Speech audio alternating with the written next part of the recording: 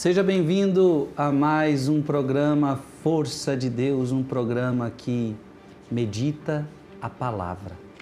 Aliás, já convido você a pegar a Sagrada Escritura em suas mãos, porque é ela que nós vamos meditar e eu tenho certeza que este programa vai falar muito ao seu coração. Estamos meditando as parábolas de Jesus Cristo e o nosso intuito aqui é meditar todas as parábolas, uma a uma, versículo por versículo. E a primeira que nós resolvemos meditar é a parábola dos operários da vinha, que está em Mateus capítulo 20, versículo de 1 a 16. Meus irmãos, já meditamos praticamente essa parábola inteira, versículo por versículo. Você que perdeu essa preciosidade, tudo está no meu canal do YouTube, Frei Gilson Som do Monte, ou no canal do YouTube de Dom José Francisco Falcão.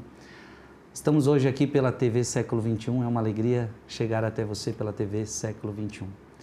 Eu vou ler de novo o texto, como sempre fazemos, no início a gente contextualiza, coloca você dentro dessa parábola, mas o versículo que nós paramos no programa anterior de meditar é o versículo 16, que é onde a gente vai continuar hoje a meditar e talvez, não sei se terminar, mas ir se aproximando da finalização desta parábola.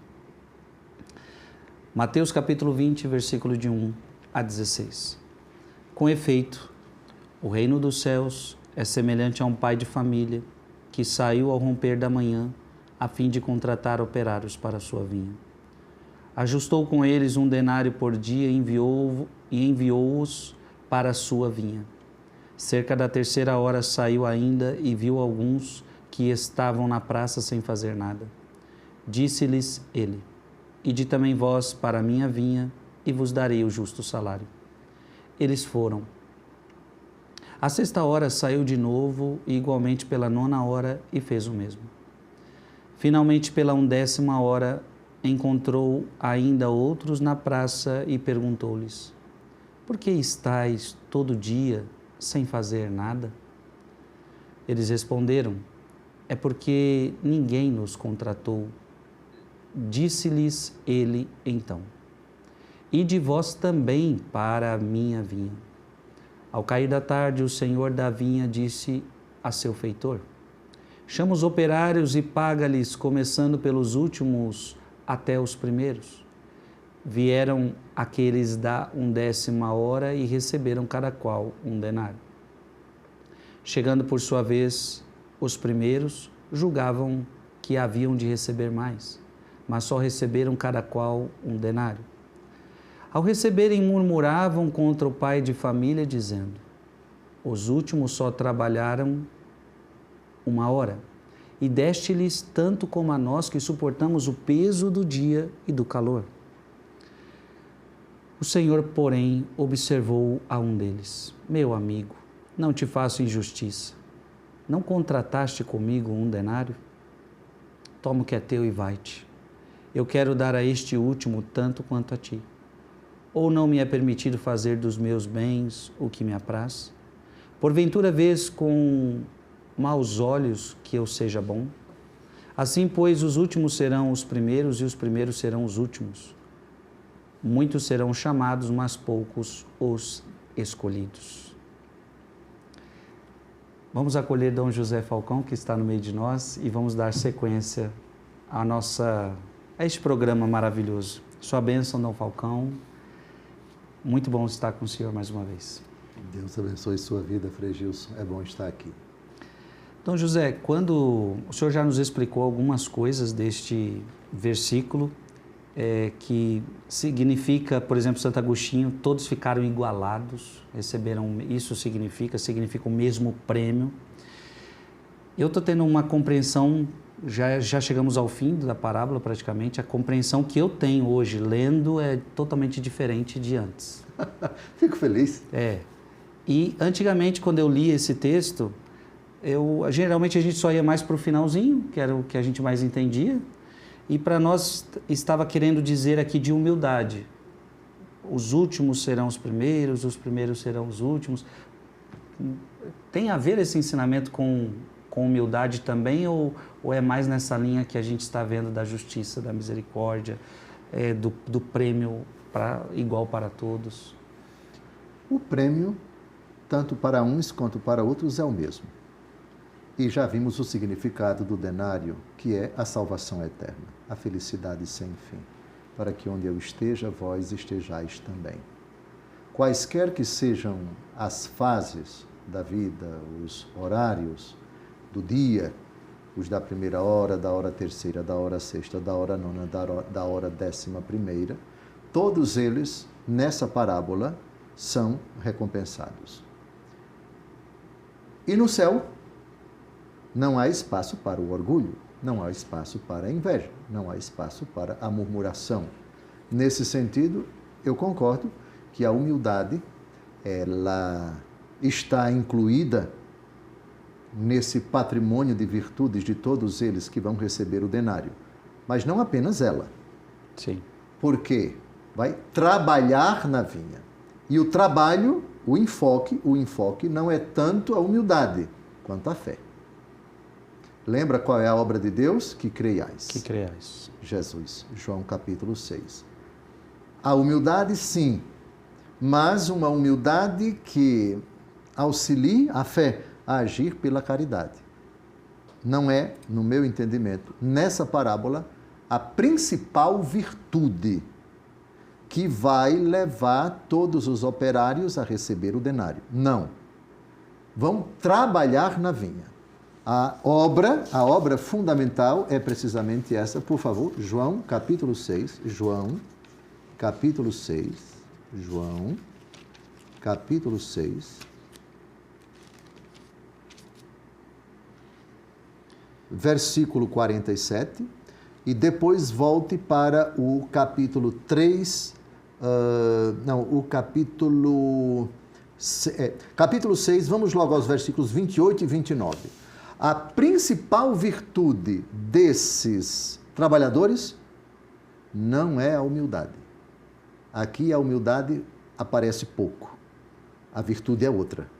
É uma virtude teologal. Nós já sabemos quais são as 3 virtudes teologais: a fé, a esperança e a caridade. Veja, a principal virtude deles, que, praticada, mereceu para cada um deles o denário, ou seja, a vida eterna. Perguntaram-lhe: que faremos para praticar as obras de Deus? Ou seja, vai trabalhar na vinha. Respondeu-lhe Jesus: a obra de Deus é esta, que creiais naquele que ele enviou. Pronto. Então, a humildade, sim, mas eu acho que ela entraria como algo tangencial, secundário. A principal mensagem não é a da humildade, é a da fé. Talvez a humildade, então, entra mais nesse contexto da inveja, ou seja, também não é ser humilde, Okay. é você querer ser melhor que os outros, você achar É que... o antônimo, o antônimo, sim. Poderíamos dizer assim, a virtude da fé é a principal virtude em destaque nessa parábola, mas uma fé não arrogante, uma fé humilde, uma fé que não se... É São Paulo quem diz: a caridade não se alegra com a injustiça, mas se rejubila com a verdade, que foi exatamente o que eles, parece, não consideraram, porque murmuraram, sim, porque os outros iam e receberam o mesmo que ele. E antes receberam o mesmo que eles, e eles pensavam que iam receber mais. Sim, há espaço para ela, apesar de ela não ser a principal protagonista das virtudes. A virtude aqui é a fé. Sim. O senhor estava nos trazendo no programa passado e não deu tempo de terminar, Agostinho. Certo. Ainda comentando, os últimos serão os primeiros e os primeiros serão os últimos, já Santo Agostinho diz que o significado dessa afirmação é simples. No Sermão 87, parágrafo 3, o que significa? Os últimos se tornaram os primeiros e os primeiros os últimos, todos receberam a mesma coisa. No frigir dos ovos, ou seja, no ocaso da vida, seremos julgados pelo amor de São João da Cruz, e a recompensa vai ser a mesma para todos. Quem nunca pecou como a bem-aventurada Virgem Maria, e Dimas, o ladrão que se arrependeu no derradeiro instante da sua vida.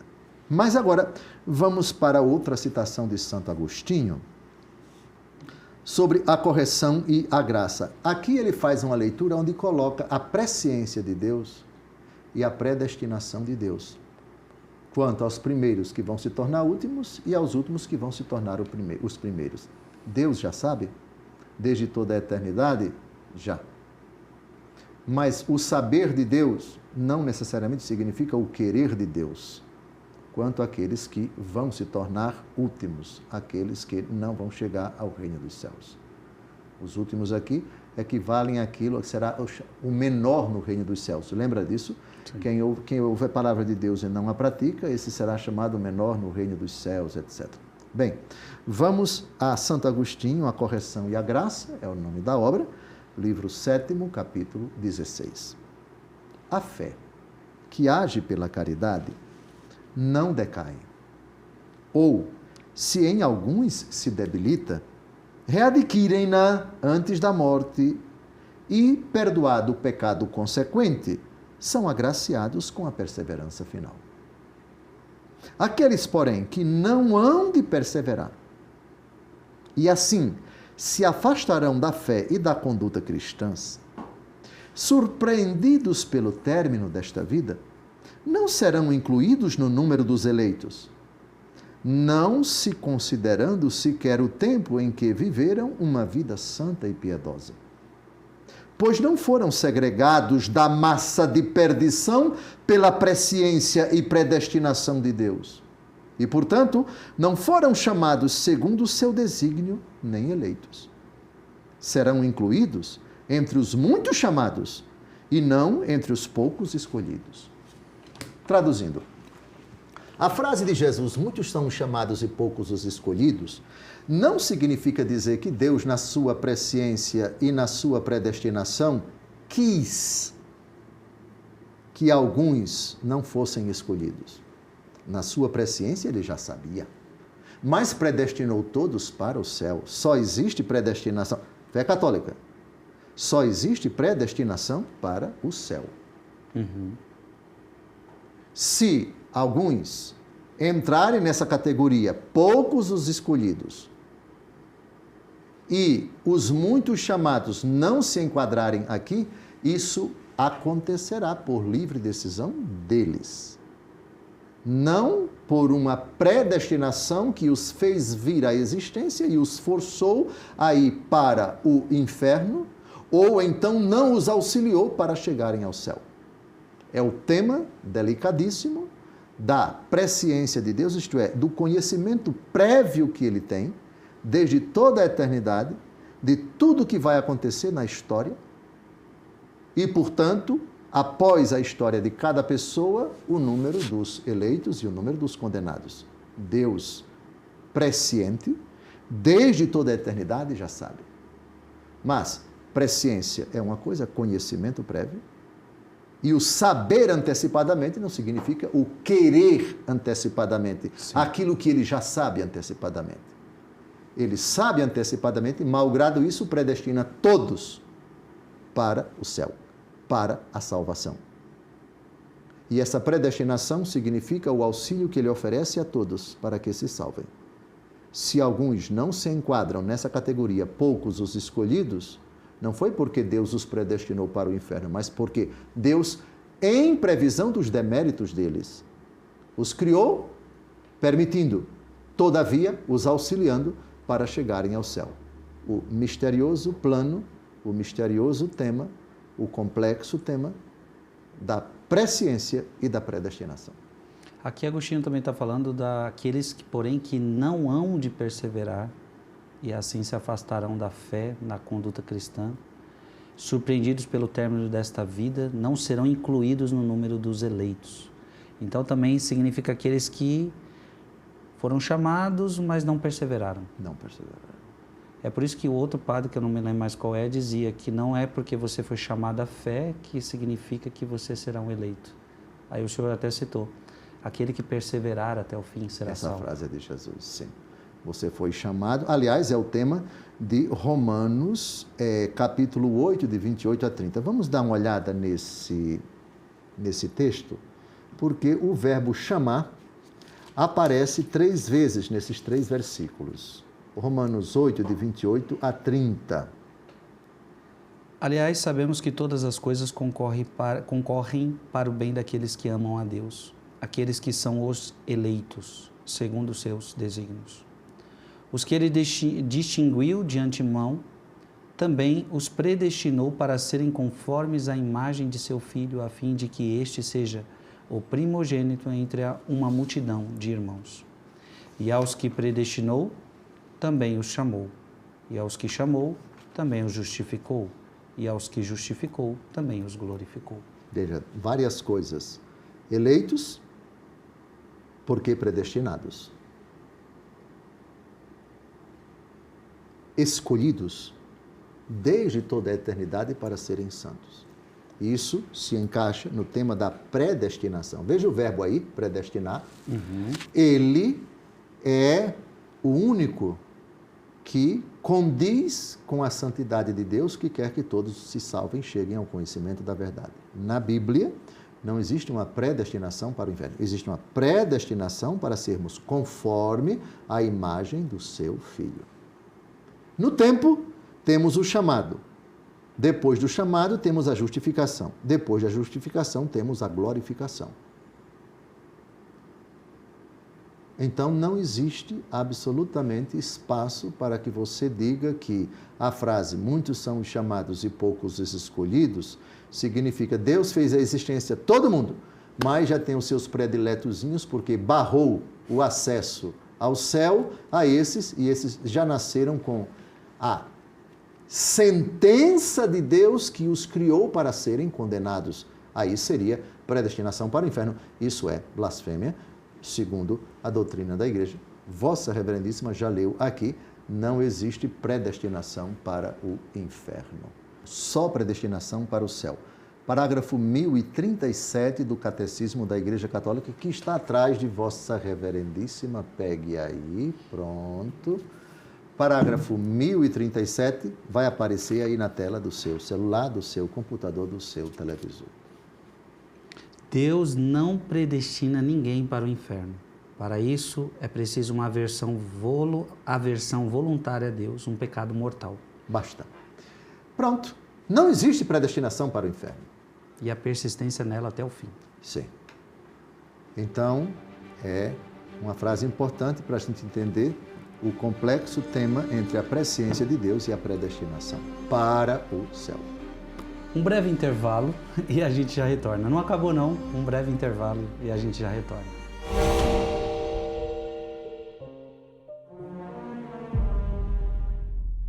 Aqui mostra que todos foram trabalhar na vinha, todos responderam ao chamado, não mostra ninguém que disse, não vou, não quero ir, e não mostra que nenhum deles ficou sem o prêmio. Correto. Aí não trata da condenação. Tá. A condenação entra na frase última, muitos são chamados e poucos os escolhidos. Ou seja, é um aviso final, é o arremate da parábola. Eu costumo dizer, acho que essa imagem, que não é minha, mas é da experiência humana, para a gente entender, e é São Gregório Magno quem vai, é a próxima coisa aqui, viu? A próxima coisa é São Gregório Magno.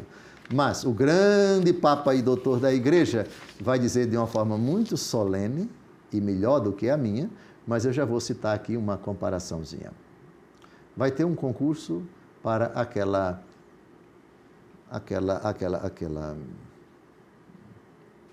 autarquia, aquela empresa pública, ou então para o Estado, para o município ou para um órgão da União, um emprego federal. Abre-se o edital. No edital, todos são chamados. Ok?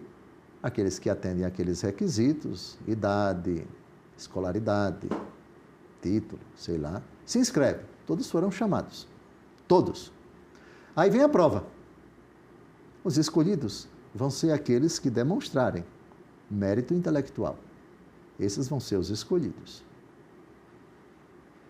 Para ser chamado, você é simplesmente convocado. Vai. O Estado está chamando, a empresa está chamando aqueles que quiserem. E eles aceitam e se inscrevem. Agora, para passar, é preciso que eles demonstrem mérito, é preciso que eles suem, é preciso que eles demonstrem conhecimento, é preciso que eles, de fato, façam por merecer a classificação para integrarem o quadro dos funcionários daquela empresa, daquele órgão público e assim por diante. Dito isso, Chegamos então em São Gregório Magno, na homilia 19 sobre os Evangelhos, parágrafo 5º, ele explica de forma muito bonita, no meu entendimento, muitos são os chamados e poucos os escolhidos. Vamos lá? Vamos. Muitos são os chamados e poucos os escolhidos, porque muitos são os chamados à fé e poucos chegam ao reino celestial. Vede quantos nos reunimos neste templo para celebrar a festa deste dia. Enchemos todos os lugares. Porém, quem sabe quão poucos são os que são contados entre os escolhidos de Deus? Vede que todos aclamamos a Jesus Cristo com nossa palavra, porém não o aclama a vida de todos. Muitos seguem a Deus com palavra, porém fogem dele com seus costumes. Aqui estão misturados com os fiéis por meio dos sacramentos, porém por sua vida perversa, não merecem ser contados na classe dos fiéis. Nesse redil da Santa Igreja, os cabritos estão misturados com os cordeiros. Porém, como ensina o Evangelho, quando vier o justo juiz, separará os bons dos maus, assim como o pastor separa as ovelhas dos cabritos, porque de nenhum modo poderão contar-se no reino, dentro do rebanho das ovelhas, os que aqui seguem os prazeres da carne. Ali o justo juiz separará da sorte dos humildes, os que agora se ensoberbecem. Fecha aspas. Forte. Ora, se vai haver separação em função da conduta deles. Soberbos para cá, humildes para cá. Desobedientes para cá, obedientes para cá. E tudo isso toca condutas, toca comportamentos. E não a vontade de Deus que, independente da conduta, das decisões, dos pensamentos, das atitudes, das palavras das pessoas, já os criou, esses vão para o céu e esses vão automaticamente para o inferno. Isso não existe, isso seria predestinação para o céu para uma casta e predestinação para o inferno para outras, o que é blasfêmia. Parágrafo 1037 do Catecismo, não existe predestinação para o inferno. Muito bom, muito forte esse texto. Bem,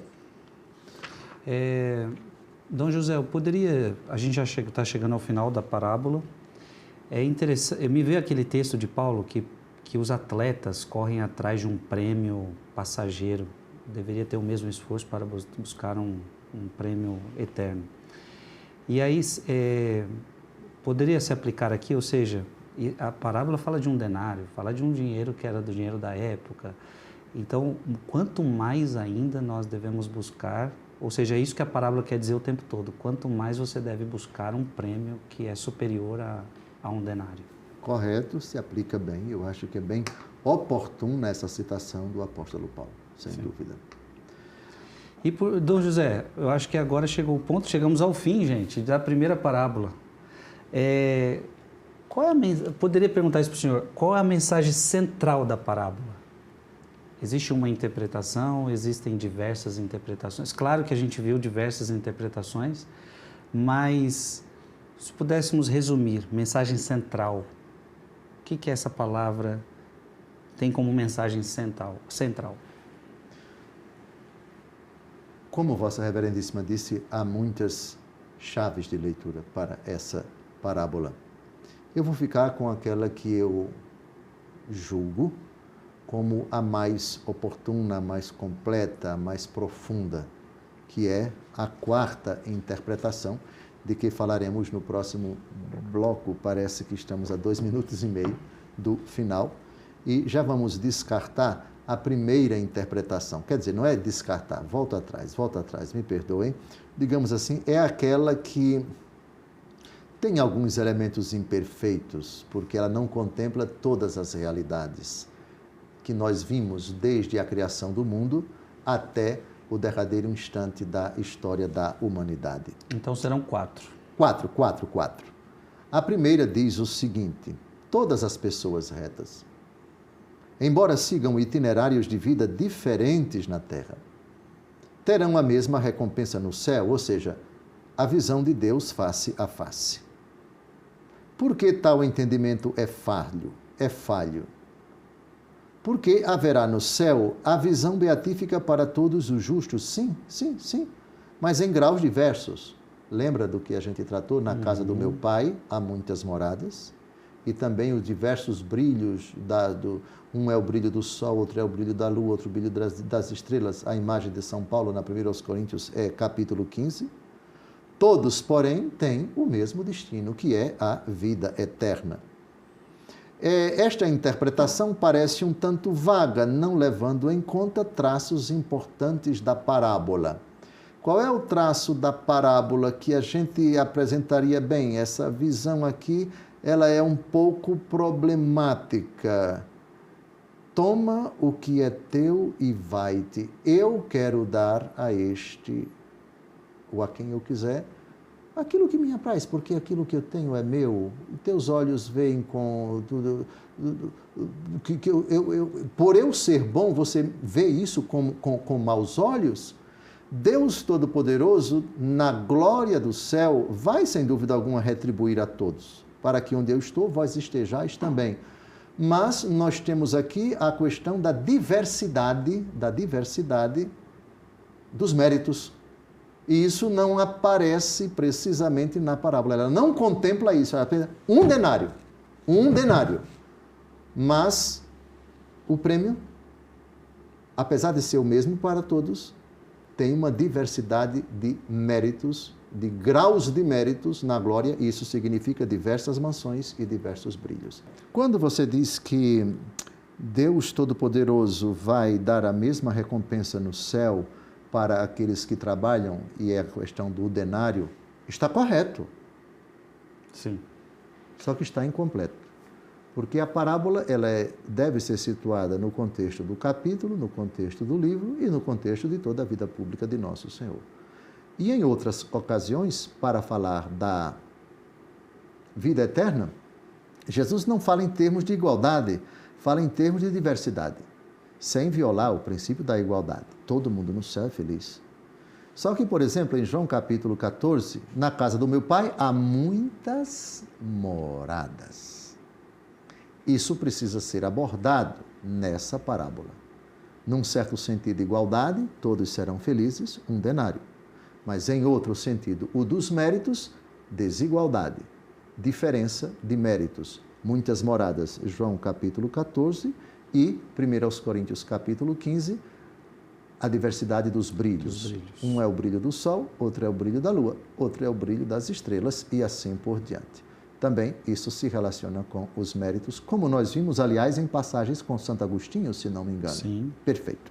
Então, veja, não é que ela é errada, ela é incompleta.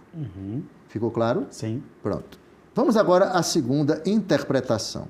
É aquela interpretação que também vimos nos padres da igreja.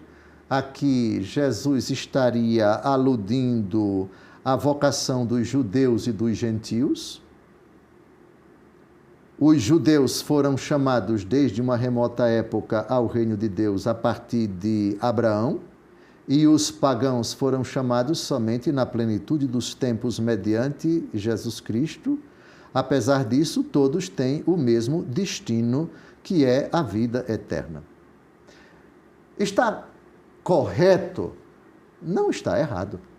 Claro que não. Nós vimos aqui também com os padres da igreja, né? Os operários da primeira hora, você pode colocar Abraão, Isaac, Jacó, Moisés, depois os profetas, depois os reis, etc., até chegar em Nosso Senhor Jesus Cristo. Nós temos a igreja, a abertura para os judeus, depois a abertura para os pagãos.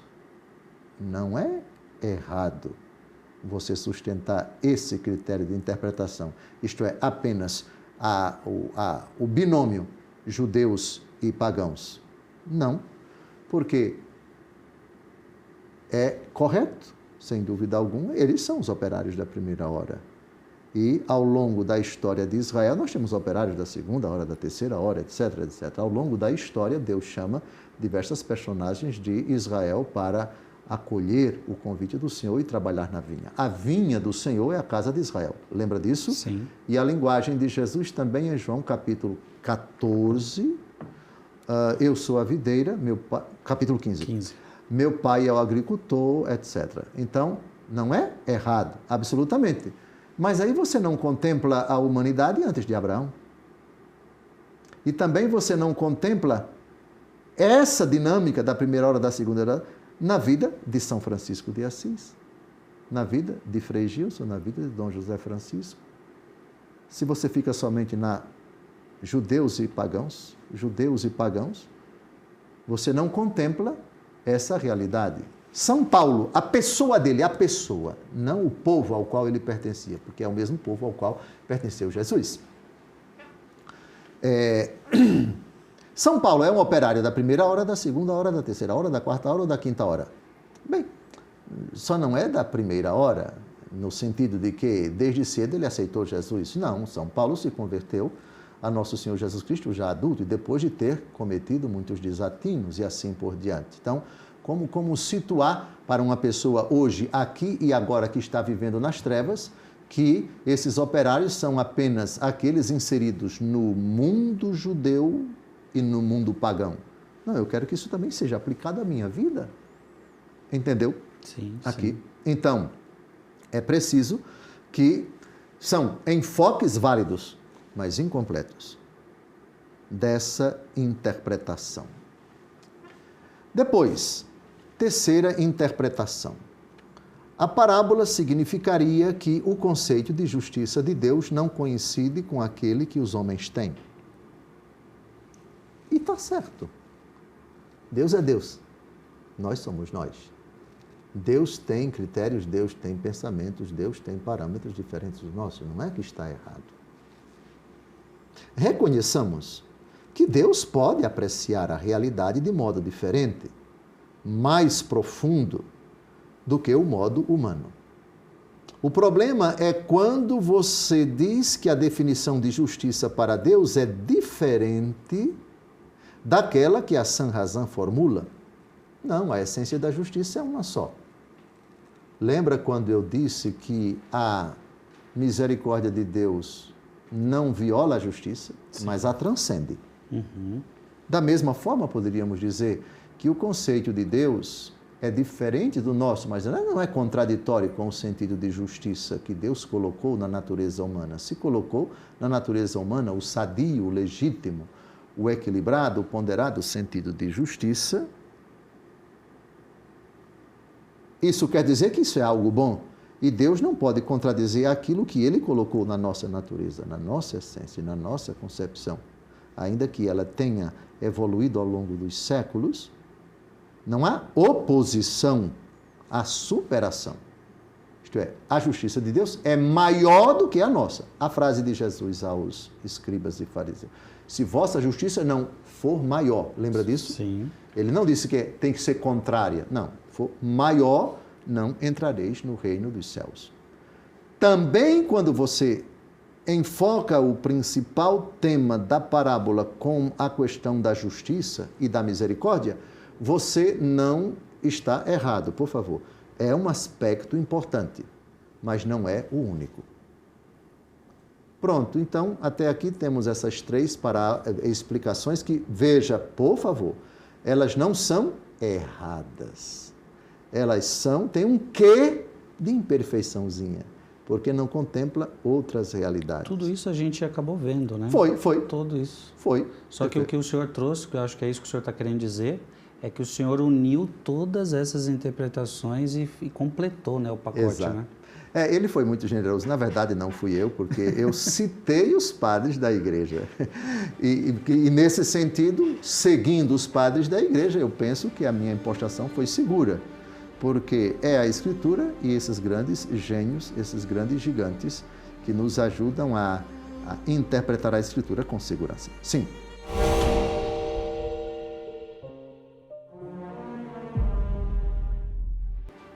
Agora nós vamos à quarta interpretação. A parábola fala de 5 turmas de operários, das quais somente uma turma é paga com a estrita justiça e as outras são pagas com a justiça e a gratuidade. Estrita justiça: vá trabalhar, vírgula, e eu darei a você 1 denário. Então, o que vai acontecer no final do expediente para esses é estrita justiça. Deus é isso, mas não é somente isso. Deus é isso e é mais do que isso. Deus é estrita justiça, mas é também misericórdia, mas é também gratuidade. E isso se revela mais ou menos com as outras turmas. Porque quando você diz, vai trabalhar e dar um justo salário, não é estrita justiça. É justiça, mas não é tão estrita quanto o outro, que o outro é 1 denário. Aqui é justo salário, justiça. Aqui é estrita, aqui é justiça. E os outros, até a última turma, vão trabalhar na vinha. Só isso. Então, o que ele vai dar para quem simplesmente diz, vá trabalhar na vinha, é tudo gratuidade, é só gratuidade. Não tem, eu vou colocar entre aspas, não tem nada de justiça.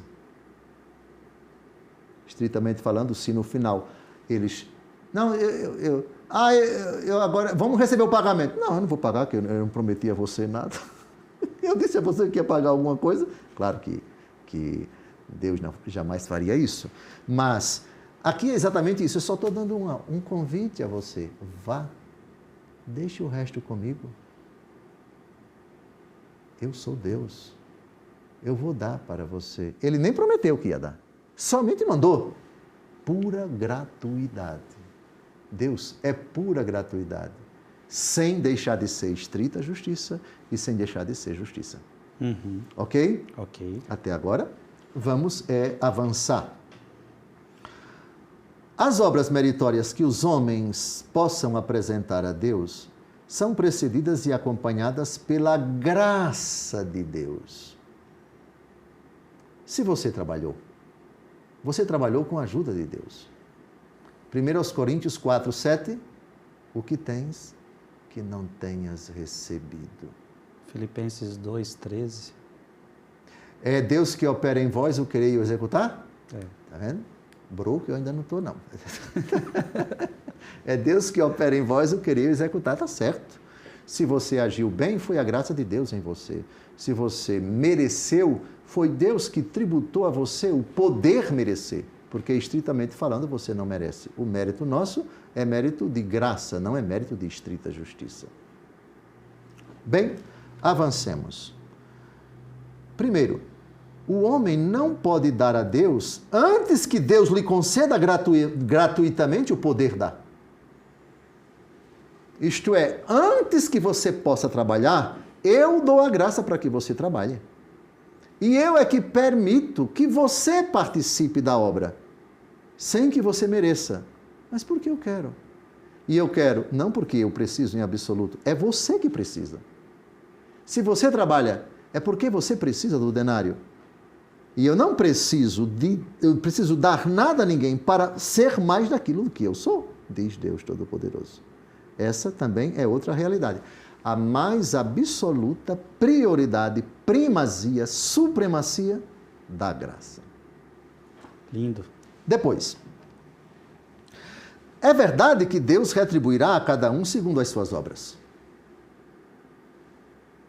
Segundo aos Coríntios capítulo 5, versículo 10, temos Romanos 2, versículo 6, Filipenses 3, vários textos fundamentam isso. Aí estão os textos, Romanos 2, 6, Mateus 7, de 13 a 14, Lucas 13, 23, 1 Coríntios 9, 24 a 27 e Filipenses 3, de 7 a 14. Mas se é verdade que Deus vai retribuir a cada um de acordo com as suas obras, quem trabalhou na primeira hora, na segunda hora, na terceira hora, na quarta hora, na quinta hora e assim por diante, por outro lado, o mérito do homem é dom de Deus. 1 Coríntios 4, 7. O que tens que não tenhas recebido. Então, aquilo que vai ser dado, na verdade, é o que Deus concedeu para o homem. Aquilo a que não tinha obrigação de dar. Se ele deu, o simples fato de prometer a ele um denário ou um justo salário, ou simplesmente não ter prometido nada, já revela a liberdade de Deus, a soberania de Deus, a gratuidade de Deus de poder dar, de querer recompensar. Essa é uma outra coisa. Estritamente falando, a recompensa que Deus concede ao homem é a coroa da própria obra de Deus no homem. Isto é, se Deus vai recompensar a graça dele em você. São Paulo diz, eu vivo, mas já não sou eu que vivo, é Cristo que vive em mim. Citando de novo Filipenses 2,13, é Deus que opera em vós o querer e o executar. Ou seja, eu auxiliado pela graça de Deus, eu com o socorro de Deus, eu com a concessão de Deus, eu com o auxílio de Deus, eu com a misericórdia de Deus. Então, quem se gloria, a frase de São Paulo me toca muito. Quem se gloria, glorie-se no Senhor. Esse é um outro aspecto. Depois, é pela graça e só pela graça que o homem chega ao reino de Deus. E aqui a gente toca o tema da relação entre a graça de Deus e a liberdade do homem. O famoso, já citado texto pelo Frei Gilson, Filipenses 2, versículo 13, é Deus quem, segundo o seu beneplácito, realiza em vós o querer e o executar. Mas como resolver? Eu quero e executo. E sem a graça de Deus eu não posso fazer. Mas a graça de Deus, quando age em mim, ela viola ou não viola? Ela me força ou não me força? Ela me coage ou não coage? É Deus que opera, sem forçar você, com o seu auxílio. E aqui permanecemos num limite misterioso. Já na pocilga, Deus Todo-Poderoso ajudando o jovem a refletir. Mas a reflexão é dele. Mas ele não pode refletir sem a graça de Deus. Sem mim nada podeis fazer. Então é o mistério da conjunção, da proximidade doce, da capacidade de entender e de decidir do homem com o auxílio da graça de Deus. E isso se manifesta em todos os trabalhadores, os da primeira hora, da segunda hora, os da terceira hora, os da quarta hora e os da quinta hora. Então, como é que se resolve isso? Que a gente saiba rezar como se tudo dependesse de Deus e que a gente saiba trabalhar como se tudo dependesse de nós. Nem orar apenas, nem somente trabalhar, mas conjugar essas duas atividades harmoniosamente na nossa vida. Preciso da graça de Deus e para isso necessito rezar. Preciso da força de Deus e para isso necessito trabalhar. Não posso trabalhar sem a graça de Deus, mas o trabalho tem que ser meu. Não posso rezar sem ignorar que sem o auxílio de Deus eu não posso fazer nada. Então preciso fazer as duas coisas. Na primeira, trabalhando, Deus me auxilia, mas isso não joga no lixo o meu esforço, a minha inteligência, a minha coragem, o meu cansaço, o meu interesse, o meu arregaçar as mangas, o meu tomar a iniciativa, o meu tomar as decisões. E da mesma forma, quando eu rezo, eu tenho que confiar completamente na graça de Deus, porque sem Ele eu nada posso, eu nada penso, eu nada desejo de correto, eu só faço besteira, só dou murro em ponta de faca e Romanos, assim por diante. João 15, 5, né? Sem mim nada podeis fazer. Exatamente. E finalmente, a primazia da graça de Deus na existência do homem. Deus não ama o homem porque o homem seja bom e o mereça. Mas o homem é bom e merece algo porque Deus o ama. É exatamente o contrário. Amamos porque Deus nos amou primeiro. Diz a 1 João, capítulo 4, versículo 19. Então, Deus vai demonstrar amor por mim dando-me o denário? Não, Ele já demonstra amor por você, chamando você, convidando você. Prometendo ou não? Prometendo o denário estrita justiça da primeira hora. Da segunda hora, de uma forma mais genérica, eu vou dar um justo salário. E os da última hora, simplesmente vão trabalhar. Isso já é graça. O trabalho de vocês é com o auxílio da graça. E isso não é porque você decidiu por ser bonzinho, amar a Deus e aceitar. É simplesmente porque Deus ama você. Primeiro, Ele ama. Depois, você, sem mérito de sua parte, tendo sido amado por Deus, é chamado para trabalhar. A frase é perfeita. Amamos a Deus, o que vai nos recompensar? Primeiro, porque Ele nos amou em primeiro lugar. Depois, uma coisa muito importante, aqui já estamos caminhando para o último aspecto da interpretação dessa parábola. Os homens se escandalizam diante do comportamento de Deus, quanto aos operários da última hora, porque foram os primeiros a serem chamados e os primeiros a receber o que eles vão receber depois. Certo? Deus não está sendo menos justo ou sábio ao fazer isso. Ele está sendo mais justo e mais sábio do que o homem. E é exatamente essa transcendência da graça de Deus que o homem não compreende. O teu olho, ou seja, o teu coração, se torna mau porque eu sou bom? Isto é assim que você enxerga o meu agir? Você está colocando defeito na minha livre prerrogativa de dar a quem eu quiser, o que eu quiser, tendo prometido ou não, por estrita justiça, por justiça ou por pura gratuidade? Quem é você para julgar o meu agir e enquadrar a minha liberalidade dentro dos critérios de vocês? Não queira julgar o homem não queira julgar a Deus, pois ele não alcança a sabedoria divina. Quem pode conhecer os desígnios de Deus? Lembra da carta aos Romanos, capítulo 11? E, finalmente, o fato de que o patrão deu aos últimos trabalhadores a paga de um dia inteiro mostra que não há miséria que não possa ser vencida pela misericórdia de Deus. Não. O pior miserável que estender a mão para Deus, como São Dimas, Senhor, misericórdia. Eu não estou pedindo para tu escutares a minha explicação. Como é que se pode explicar o pecado? Eu só clamo ao abismo da tua misericórdia, compaixão de mim, piedade, Senhor, misericórdia é só o que eu te peço. Hoje estarás comigo no paraíso. Bem, Frei Gilson, aqui está, temos ainda 5 minutos, eu tinha 2 textos de São João Paulo II para ler, uma belíssima interpretação que ele fez, inclusive na minha linda Maceió, no dia 19 de outubro de 91. Eu me ordenei em janeiro. Falando sobre essa parábola? Sim. Olha que legal. A interpretação dele em Maceió. Em Maceió, ainda na sua terra. Na minha terra, Alagoas. Eu tinha 9 meses de padre, eu me ordenei em 91, de padre. Janeiro, e ele foi lá em 19 de outubro. E também no Ângelus dele, no ano de 1981. Eu não tinha nem nascido ainda. Pois é. Então... Dom José, vamos fazer o seguinte, temos pouco tempo, mas eu acredito que dá para o senhor trazer para nós o texto de João Paulo II. Tá bem, eu aqui obedeço. E de vós também para a minha vinha. Assim fala no Evangelho o dono da vinha, aos operários que ele contrata para trabalhar em distintas horas do dia. Assim fala também, desde o início da história do homem sobre a terra, o Deus Criador, o dono absoluto do universo. Crescei e multiplicai-vos, enchei a terra e dominai-a. Esta frase do livro do Gênesis indica as diretrizes essenciais da vocação do homem sobre a terra, família e trabalho.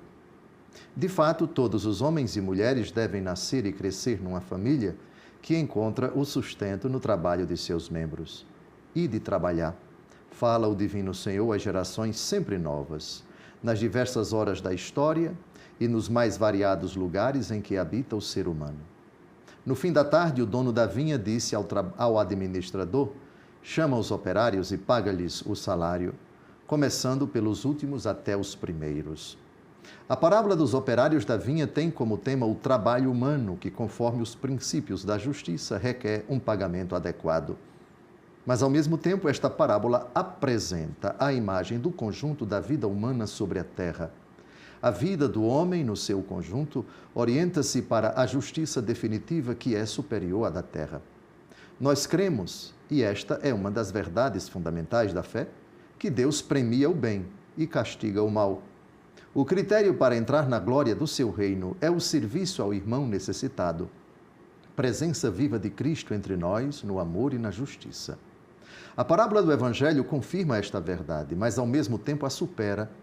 Assim se explica que os operários da primeira hora reclamassem por que não receberam salário maior. O que Deus, Senhor da grande vinha da história, quer oferecer-nos na eternidade do seu reino, supera qualquer proporção com a justiça terrena. O que nem o olho viu, nem o ouvido ouviu, nem entrou no coração do homem, é o que Deus preparou para aqueles que o amam. Este é, sem dúvida, o dom sobrenatural, o dom da participação na vida íntima da Santíssima Trindade, quando veremos a Deus face a face. Lindo, lindo. O discurso dele demorou uns 20 minutos, mais ou menos. Eu tirei a parte que ele aborda exatamente a parábola do dia, que foi essa parábola. Então, veja que aplicação bonita. O tema de São João Paulo II em Maceió, trabalho. E ele partiu de onde? Dessa parábola, e de trabalhar na vinha. Muita saudade de São João Paulo II. Está aqui, então, uma prova de que a interpretação dos padres da igreja, que nós vimos aqui, vários padres da igreja, São João Paulo II segue, lindo. Belíssimo, sim. Eu creio, minha gente, que não vai dar tempo do outro discurso, que é o Ângelus que o senhor falou, mas eu creio que as pessoas também acham na internet, né, com facilidade. É só você colocar aí no Google da vida, Ângelus, Papa João Paulo II, 20 de 9 de 1981. Você vai encontrar esse discurso, caso queira aprofundar mais. Dom José, programa maravilhoso, e terminar com São João Paulo II também foi bom demais. Minha gente, nosso programa está chegando ao fim e semana que vem nós esperamos por você. E detalhe, começamos com uma nova parábola, tá? Então, essa parábola foi sensacional, a parábola dos operários da vinha. Então, programa que vem, uma nova parábola. Qual será essa parábola? Você vai ter que aparecer aqui semana que vem para saber o tema, qual parábola que nós vamos usar. Eu já estou na expectativa, porque o que eu aprendi com esta foram coisas grandiosas. Foram 9 programas em cima de uma única parábola. Prepare-se, porque virá a segunda parábola. Eu tenho certeza que será bom demais. Deus abençoe você, Deus abençoe sua família. Vamos pedir a bênção de Deus. Abençoe-vos Deus Todo-Poderoso, Pai, e Filho e Espírito Santo. Amém. Amém.